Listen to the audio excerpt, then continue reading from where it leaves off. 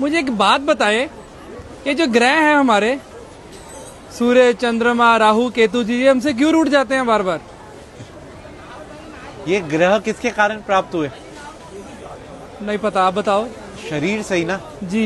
शरीर किससे प्राप्त हुआ? माता पिता से। माँ पिता से ना। माँ पिता कौन है? पिता सूर्य, माँ चंद्रमा।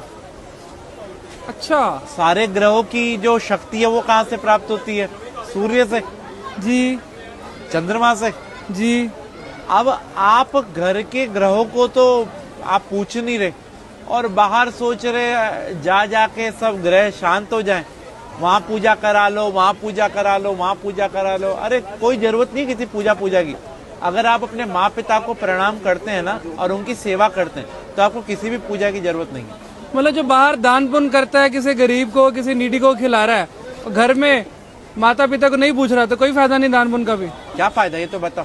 और मंदिर गुरुद्वारे जाने का भी कोई फायदा नहीं। कोई फायदा नहीं भाई। सबसे पहले भगवान कौन है? माता पिता। जिसने अपने माँ पिता की सेवा कर ली उसने सब कुछ जीत लिया। अगर वो अपने माँ पिता की सेवा नहीं कर सकते तो उनका कोई भी दान व्यर्थ है। आज जो गणेश जी अग्रसर हैं, सबसे पहले उन्हीं की पूजा होती है। क्यों? उन्हें ब्रह्मांड के 3 चक्कर की जगह माँ पिता की परिक्रमा कर ली थी। तो हम कैसे खुश कर सकते हैं अगर कोशिश करना चाहे कोई बच्चा? भाई अपने माँ पिता से पूछो उनको कहाँ जाने की इच्छा है। अगर आप कैपेबल हैं तो उनके साथ जाओ, उनको तीर्थ कराओ, उनको अच्छी अच्छी चीजें जो उनको पसंद हो वो खिलाओ, उनको उनके पसंद की चीजें लाके दो।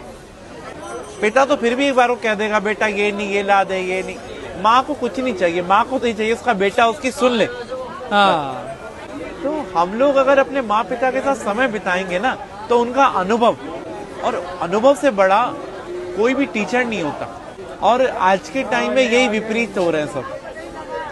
सास ससुर को और बहू को प्यार करते हैं, बेचारी माँ जिसने जन्म दिया उसे जयराम जी की कर देते हैं। जिसके कारण सास ससुर और बीवी मिली है, सब मिले, उसको हम भूल रहे हैं। उसको हम भूल रहे हैं। तो यही हमारे असली कर्म है, बस बाकी सब ढोंग है। हमारा तो कर्म ही सिर्फ अपने माँ पिता की सेवा है, अपने माँ पिता और गुरु।